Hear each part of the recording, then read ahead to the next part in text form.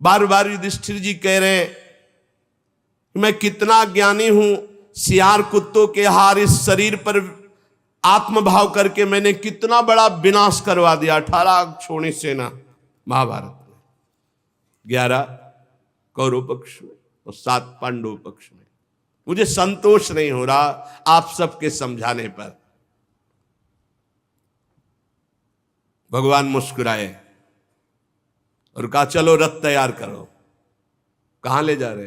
भीष्म पितामह जी के पास, क्योंकि ज्ञान समुद्रस्थ होने जा रहा है। इसीलिए महाराज युधिष्ठिर को असंतोष, जैसे गीता को प्रकट करने के लिए अर्जुन जी के हृदय में कार्पण्य प्रकट किया, मूढ़ता प्रकट की, शरीर कांप रहा है और कहा कार्पण्य दोषो प्रहत स्वभाव। वो कह रहे मैं अपने स्वभाव से उलट रहा हूं।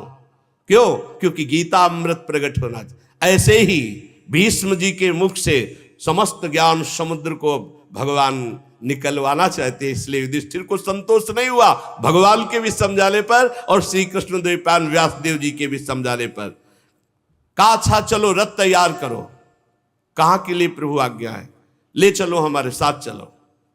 और जहां सरसैया पर भीष्म पितामह पड़े हुए थे, स्वर्ण जटित रथों पर, अच्छे अच्छे घोड़े जुते, आगे आगे भगवान श्री कृष्णचंद्र जी, फिर युधिष्ठिर जी, ऐसे सबका रथ क्रम आए।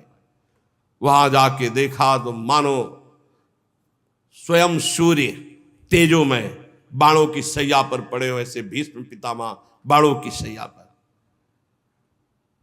सब जाकर के चरणों में प्रणाम किया। वहां पहले से ही बहुत से देवर्षि, राजऋषि, ब्रह्म ऋषि, पर्वत, नारद, धौम्य, भगवान व्यासदेव, बृहदस्व, भरद्वाज, शिष्यों के सहित भगवान परशुराम, वशिष्ठ, इंद्रप्रमद, त्रित, गृत्समद, असित, कक्षीवान, गौतम ऋषि, अत्रि, विश्वामित्र जी, सुदर्शन, भगवान सुखदेव जी और भी बड़े बड़े दिव्य महात्मा, कश्यप, अंगिरा, बृहस्पति, बड़े बड़े सब। क्यों? क्योंकि भीष्म पितामह ज्ञान समुद्र है। अब ज्ञान का सूर्य मानो अस्ताचल को जा रहा है। संपूर्ण ज्ञान भीष्म पितामह जी को, धर्म का, देश का, काल का विभाग, सब कुछ ज्ञान। सब ऋषियों आसपास मंडलाकार बैठे हैं। भगवान श्री कृष्णचंद्र जी समीप पहुंचे। आंख खोल के भीष्म जी ने देखा तो बाहर भी भावना से पूजन किया और अंदर भी हृदय में जो विराजमान प्रभु श्री कृष्ण है पूजा की, बाहर और भीतर दोनों जगह। सब पास बैठ गए।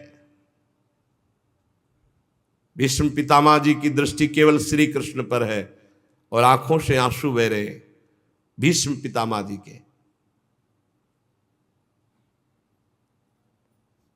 फिर युधिष्ठिर को नजदीक बुलाया और हाथ इशारे, तुम्हें बहुत कष्ट हुआ क्योंकि अन्याय का उस समय बोलबाला था। तुम लोग साधु सेवी, भगवत सेवी, तुमको इतना कष्ट नहीं होना चाहिए। तुम बचपन से दुख भोग रहे हो पांडव।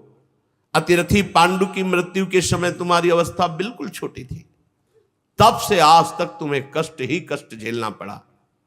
देखो ये ध्यान रखना, जैसे बादल वायु के वश में रहते हैं, ऐसे लोकपालों सहित संपूर्ण जगत इन श्री कृष्ण के अधीन है।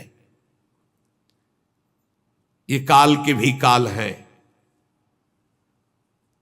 तुम लोग दुखी मत होना, ये इन्हीं की मंगलमयी लीलाएं हैं। नहीं तो जहां साक्षात धर्मपुत्र राजा युधिष्ठिर हो, जहां वायुपुत्र गदाधारी भीमसेन हो, जहां धनुर्धारी गांडीव धनुष धारण करने वाले अर्जुन हो और उनके मित्र भगवान श्री कृष्ण हो, वहां दुख विपत्ति की संभावना भी नहीं। ये केवल इनकी लीला, श्री कृष्ण की लीला है। युधिष्ठिर, तुम इन कालों के भी महाकाल श्री कृष्ण को नहीं जानते हो, कब ये क्या करना चाहते हैं कोई भी नहीं जानता। बड़े बड़े ज्ञानी भी नहीं जानते। युधिष्ठिर, सब ईश्वर कोटि के जितने महात्मा है सब इनकी इच्छा के अधीन है। इनको कोई नहीं जान सकता। जितना जनाते हैं उतना ही जान पाएगा। युधिष्ठिर, ये सब जितने ऋषि बैठे सर्वज्ञ हैं, ये सब जानते हैं कि श्री कृष्ण ही साक्षात भगवान हैं। इन्हीं के अंश से आदि पुरुष भगवान नारायण और जितने अवतार होते हैं इन्हीं के अंश से हैं। ये अपनी माया से अपने को छिपाकर मनुष्य लोक में ऐसी लीला कर रहे हैं जिससे इनके प्रभाव को कोई पूर्ण ये न जान पावे कि सच्चिदानंद भगवान है। मैं अंतिम समय गूढ़ राज से बोल रहा हूं कि साक्षात भगवान बोलते ना, अंतिम समय तो झूठ कोई बोलता नहीं। फिर भीष्म पितामह तो सत्य प्रतिज्ञ है, फिर भी कह रहे मैं अंतिम समय बोल रहा हूं। ये साक्षात भगवान समस्त अवतारों के अवतारी युधिष्ठिर, ये भगवान शंकर, देवर्षि नारद, भगवान कपिल, ये सब सर्वज्ञ महात्मा है। जो मैं बोल रहा हूं उसको जान रहे हैं। जिसे तुम अपना ममेरा भाई समझ रहे हो, प्रिय मित्र समझ रहे हो, हितैषी समझ रहे हो, तुमने प्रेम बस जिनको अपना मंत्री बनाया, दूत बनाया, सारथी बनाया और संकोच नहीं किया, तुम जानते हो ये कौन है? ये स्वयं परब्रह्म परमात्मा है। ये सर्वात्मा समदर्शी अद्वितीय अहंकार रहित निष्पाप परमात्मा, ये तुम्हारे प्रेम विवश होकर ऊंचे से ऊंचे, नीचे से नीचे हर कार्य करने में कभी संकोच नहीं किया। युधिष्ठिर, ये समतत्व हैं, फिर भी देखो तुम्हारी भक्ति के वश होकर पक्षपात किए। यही कारण है, यही कारण है इनकी करुणा का। क्या भक्ति का पक्षपात कि जब मैं अब अपने प्राण त्यागने जा रहा हूं तो स्वयं साक्षात चलकर हमारे सामने उपस्थित हुए। ये उपदेश दिलाने नहीं, ये हमारा अंतिम बनाने आए हैं। भगवत परायण योगी पुरुष भक्ति भाव से इनमें अपना मन लगाकर और वाणी से इनका नाम कीर्तन करके जब शरीर त्यागता है तो कामना और कर्म बंधन से छूटकर जीवन मुक्त वो भगवत धाम जाता है। देव देवेश कैसे प्रसन्न लग रहे हैं, कैसा हास्य प्रकट हो रहा है। देखो ना, रक्त कमल के समान अरुण नेत्र कैसे उल्लसित है, कैसा श्रीमुख। और ये तब जब मैं शरीर त्यागने जा रहा हूं। युधिष्ठिर उनकी बात सुनकर सरसैया पर सोए हुए भीष्म पितामह से बहुत से ऋषियों के सामने नाना प्रकार के धर्मों के संबंध में अनेकों प्रश्न पूछे गए। तत्ववेत्ता भीष्म पितामह ने वर्ण आश्रम के अनुसार पुरुष के स्वाभाविक धर्म, वैराग्य, राग के कारण और विभिन्न रूप से बतलाए हुए निवृत्ति प्रवृत्ति रूप द्विविध धर्म, दान धर्म, राजधर्म, मोक्ष धर्म, स्त्री धर्म, भागवत धर्म, सबका जो जो प्रश्न किया गया सबका भीष्म पितामह जी ने उत्तर दिया। भीष्म पितामह जी शांत होते चले जा रहे हैं। फिर भगवान श्री कृष्ण में दृष्टि लगाई, प्रश्नोत्तर बंद। देखा पीतांबर फहरा रहा है, नील मेघ की कांति गंभीर मुद्रा में भगवान श्री कृष्ण खड़े हैं। भीष्म जी की एकटक आंख श्री भगवान पे। क्या सुंदर मृत्यु का अब भीष्म जी है, क्या सुंदर। आसपास सब भगवत स्वरूप महात्मा, सामने भगवान श्री कृष्ण। भीष्म जी को अब किंचन मात्र भी दुख नहीं है बाणों के चोट का। समस्त इंद्रियों को एक जगह रोक दिया, मन को एकाग्र किया और भगवान श्री कृष्ण से कहा, इतिमति रूप कल्पिता वितृष्णा भगवती सात्वत पुंगवे विभूम्नि स्वसुखमुपगते क्वचिद् विहर्तुम प्रकृतिमुपेयुष यद्भव प्रवाह त्रिभुवन कमनं तमालवर्णं रविकर गौरवरांबरं दधाने वपुरल ककुलावृताननाब्जं विजय सखेरतिरस्तु मेन वद्या। मृत्यु का समय है। मैंने आज तक अपनी बुद्धि को बचा के रखा है बलिहारी, समस्त साधनों से पवित्र करके शुद्ध एवं कामना रहित करके आज तक बचा कर रखा है। हमारी बुद्धि ने किसी का वर्ण नहीं किया, कुंवारी है। हे श्री कृष्ण, आज इस बुद्धि का वर्ण करो आप, अंतिम समय है, आज तक बचा के रखा है, निष्कलंक है, परम पवित्र है, कामना रहित है, समस्त साधनों से पवित्र की हुई बुद्धि आज मैं आपको समर्पित करता हूं, स्वीकार करो। कुंवारी है बुद्धि, वर्ण कर लो आप। जो सदा सर्वदा आनंद स्वरूप में स्थित रहते हैं, अपने ही स्वरूप में रमण करते हैं, लीला करने की इच्छा से प्रकृति को स्वीकार करते हैं, ये सृष्टि परंपरा जिनके ही इच्छा से चल रही, जिनका शरीर त्रिभुवन सुंदर श्याम तमाल के समान श्यामला, जिस पर सूर्य रश्मियों के समान श्रेष्ठ पीतांबर लहरा रहा, कमल सदस्य नेत्र, कमल सदस्य मुख, घुंघराली अलकावली मुस्कुरा रहे। हे अर्जुन सखा, हे श्री कृष्ण, मेरी निष्कपट प्रीति आप में हो। मुझे याद है वो झांकी आपकी, जिस समय मैंने प्रण किया था कि शांतनु पुत्र गंगा पुत्र भीष्म नहीं कहूंगा, यदि आपको युद्ध में अपना प्रण छोड़कर अगर अस्त्र लेकर न दौड़ा दूं तो गंगा पुत्र नहीं कहूंगा। तो आपने अपना प्रण तोड़ दिया और मेरी बात रखी। बड़ी विलक्षण झांकी, मुख पर घुंघराली हल्के, घोड़ों की टाप से उड़ी हुई धूल, पसीने की छोटी छोटी बूंदें, मुझे याद है वो झांकी। और मैं अपने दिव्यास्त्रों से आपके शरीर को बेंध रहा था। ये पूजा आपके कवच को छिन्न भिन्न कर दिया। पर उस समय भी मेरा मन, मेरा प्राण, मेरा शरीर, मेरा अंतःकरण, मेरी आत्मा आपको समर्पित थी। अर्जुन सखे, आपने पार्थ के लिए सब सैनिकों की आयु छीन ली, विपक्ष की।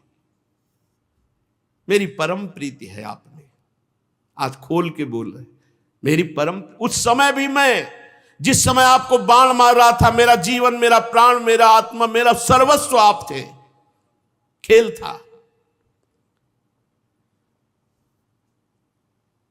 अर्जुन जब अपने मुझ जनों को देख करके मोहित हुए, तब आपने उनकी अविद्या का नाश करने के लिए विशुद्ध गीता का उपदेश किया। ऐसे गीता गायक श्री कृष्ण में मेरी प्रीति है। श्री कृष्ण, भला आप ईश्वर की प्रतिज्ञा को कोई तोड़वा दे, लेकिन आपने मेरी बात रखने के लिए जैसे सिंह हाथी को मारने दौड़े, ऐसे रथ का पहिया लेकर कूद पड़े मुझे मारने के लिए। प्रभु, और मुझ आताताई ने उस समय भी आपके ऊपर बाण चलाए, आपका कवच तोड़ डाला। अर्जुन के रोकने पर भी बलपूर्वक जब मेरी तरफ दौड़े, मैंने बाण और धनुष रख दिया और कहा, जय हो आपकी। आपने अपना प्रण तोड़ करके मेरे प्रण की रक्षा किया, मार डालिए, मुझे कोई फर्क नहीं पड़ता। उस समय भी रोषपूर्ण दृष्टि और भक्त वत्सलता झलक रही थी। ऐसे श्री कृष्ण में मेरी एकमात्र गति हो। अर्जुन के रथ की रक्षा में सावधान, बाएं हाथ में घोड़ों की रास, दाहिने हाथ में चाबुक और मुख पर अपूर्व शोभा। उस महाभारत युद्ध में मैंने सदैव इसी रूप को देखा है। और मैं मरणासन मरने जा रहा हूं, तो आप करुणा करके पार्थ सारथी मेरे सामने खड़े हो। मेरी परम प्रीति आपके चरणों में हो। जिनकी लटकीली सुंदर चाल,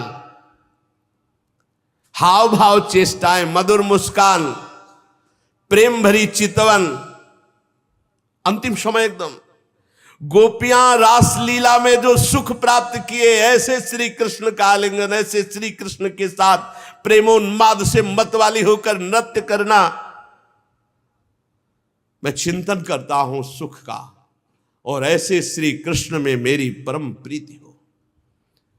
जिस समय युधिष्ठिर का राजसूय यज्ञ हो रहा था, मुनियों और बड़े बड़े राजाओं से भरी हुई सभा में सबसे पहले इन्हीं श्री कृष्ण की अग्र पूजा हुई मेरी आंखों के सामने। वही प्रभु आज मेरी मृत्यु के समय मेरे सामने खड़े, कितने कृपालु हैं। वास्तव में इस समय मैं श्री कृष्ण को प्राप्त हो रहा हूं, न भय है, न भ्रम है, न कोई संशय है। समस्त ऋषियों, सबके हृदय में विराजमान श्री कृष्ण को मैं प्राप्त हो रहा हूं। धीरे धीरे वाणी मौन, नेत्र मूंद लिए। जे ही सबने देखा, भीष्म पितामह की वाणी रुक गई, दृष्टि मुंद गई। सब एकदम अचानक खड़े हो गए और देखा प्राण रहित भीष्म का शांत शरीर। भगवान में सबसे कहा, मैं भगवान को प्राप्त हो रहा हूं। ये अंत है, सामने भगवान खड़े, दृष्टि, मन, बुद्धि, चित्त, प्राण सब भगवान के चरणों में समर्पित कर दिया। अनंत ब्रह्म श्री कृष्ण में भीष्म पितामह जी वैसे ही लीन हो गए। आप चारों ओर सन्नाटा छा गया, जैसे दिन के बीतने पर संध्या काल के बाद पक्षियों का कलरव शांत हो जाता है। उसी समय देववाद्य बजने लगे, आकाश से पुष्पों की वर्षा हुई।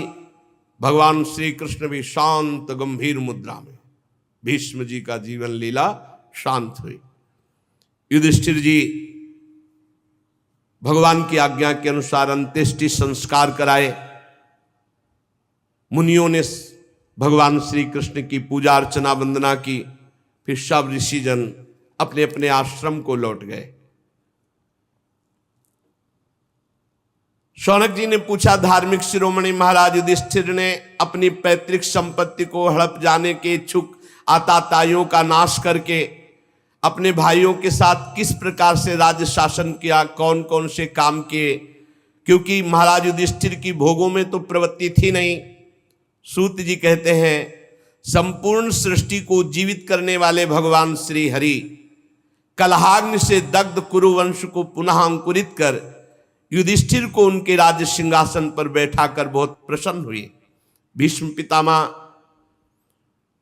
अंतर्ध्यान हो चुके, उनके वचनों से युधिष्ठिर की सब भ्रांति मिट गई। भगवान के आश्रय से समुद्र पर्यंत सारी पृथ्वी का शासन, समस्त राजा लोग उनकी आज्ञा में, ऐसा महान पद युधिष्ठिर जी को प्राप्त हुआ। भगवान महल की जितनी भी देवियां हैं सबसे मिल रहे हैं। फिर युधिष्ठिर जी से कहा कि अब हमें जाने की अनुमति दीजिए। युधिष्ठिर जी बार बार हृदय से लगा रहे हो, कह रहे कि कैसी बात कहते हो, कौन ऐसा होगा जो आपको जाने की अनुमति दे? पर आपको जिसमें सुख मिले, भगवान आज्ञा करिए, रथ तैयार किया जाए और अब हम द्वारिकापुरी के लिए चलते हैं। समान उम्र वालों को आलिंगन किया, छोटी उम्र वालों ने जो भगवान को प्रणाम किया तो आशीष दिया। सुभद्रा, द्रौपदी, कुंती, उत्तरा, गांधारी, धृतराष्ट्र, युत्सु, कृपाचार्य, नकुल, सहदेव, भीमसेन, धौम्य, सत्यवती, ये सब मूर्छित से हो रहे हैं भगवान के वियोग की भावना में। मुरली मनोहर सारंग पाणी भगवान श्री कृष्णचंद्र जी द्वारिकापुरी जाना चाहते, इस बात से सब विकल हैं। भगवत भक्त संत पुरुषों के संग से जिनका दुस्संग छूट गया है, वह विचारशील पुरुष भगवान के मधुर मनोहर सुयस को, नाम को एक बार स्वाद पा ले तो छोड़ नहीं सकता। फिर उन नामी, उन भगवान के रूप का ये तो बैठ करके वार्ता करना, खेलना, हंसना, खाना पीना, ये कैसे जी सकते हैं भगवान के बिना? जो दुष्संग त्यागी सत्संगी जन है, उनको एक बार चस्का लग जाए भगवान की कथा का, भगवान के नाम का, तो वो जीवन त्याग सकते हैं। भगवान का भजन या भगवान की लीला कथा नहीं त्याग सकते। फिर जिनको सामने भगवान खेले हंसे खाए, वो ये सब पांडव कैसे विरह सह सकते हैं। भगवान ने सुभद्रा जी की तरफ देख करके प्रसन्न मुद्रा में संतोष धारण करो। राजा युधिष्ठिर द्वारिका जाने के लिए व्यवस्था कर रहे। भगवान किसी को मधुर मनोहर वचनों से, किसी को दृष्टि से, किसी को छू को, किसी को बोलकर, किसी को हृदय से लगा के सबको संतुष्ट कर रहे हैं। भगवान के प्रस्थान के समय मृदंग, शंख, भेरी, वीणा, ढोल, नरसिंगे, धुंधुरी, नगारे, घंटी, दुंदुबियां एक साथ बजने लगी। भगवान के दर्शन की आकांक्षा से हस्तिनापुर में भीड़ लग गई। भगवान के प्रिय सखा घुंघराले वाल वाले अर्जुन ने पीतम श्री कृष्ण का श्वेत छत्र पकड़ रखा, जिसमें मोतियों की झालर लटक रही, रत्नों का डंडा, उसको पकड़े हुए। उद्धव और सात्विकी बड़े भाव से चंवर डुला रहे। भगवान जेभी रथ चला, चारों ओर पुष्पों की वर्षा, बड़ी मधुर झांकी। दिव्य ब्रह्म ऋषि लोग वेद वाक्य उच्चारण कर रहे हैं, आशीष सुनाई दे रहे। हस्तिनापुर की रमणियां भगवान श्री कृष्ण के रूप में चित्त को लगाए हुए और आपस में बात कर रहे हैं। सखी, ये सनातन परम पुरुष परमात्मा है, जो प्रलय के समय भी अपने अद्वितीय निर्विशेष रूप में स्थित रहते हैं। जब प्रलय होता है तो ब्रह्मा जी संपूर्ण सृष्टि समेट करके इन्हीं में समा जाते हैं। ये जगदात्मा ईश्वर हैं, संपूर्ण जीव इन्हीं में लीन होते हैं और फिर इन्हीं से प्रकट हो जाते हैं। ये देखो, सब जीवों को मोहित करते हुए छुपे हुए कैसे है। इस जगत में जिसके स्वरूप का साक्षात्कार जितेंद्री योगी अपने प्राणों को वश में करके भक्ति से प्रफुल्लित निर्मल हृदय से किया करते, वही ये श्री कृष्ण साक्षात परब्रह्म मेरे नेत्रों के सामने है।